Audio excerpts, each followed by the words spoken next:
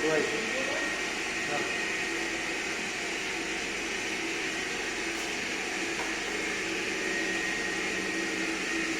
आता 2 मिनिटासाठी तर असं थांबायचं. नंतर हे बघा, हे असे भाग इकडे पकडायचे. म्हणजे 4 पॅरामीटर.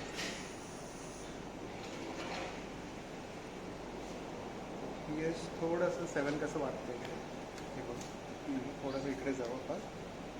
नॉर्मल दुधाचा असतो अराउंड 6.8. थोडं ह्या बाजूला आहे.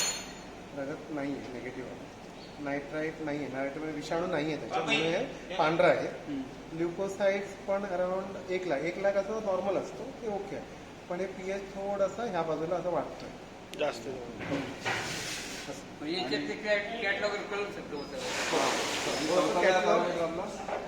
चौथा पॅरामीटर कुठला? ल्युकोसाइड झाला, ल्युकोसाइड्स, नायट्राईट झाला आणि ब्लड नाही, रक्त काही नाही आहे, हे निगेटिव्ह आहे. नायट्राईट हे पांढरं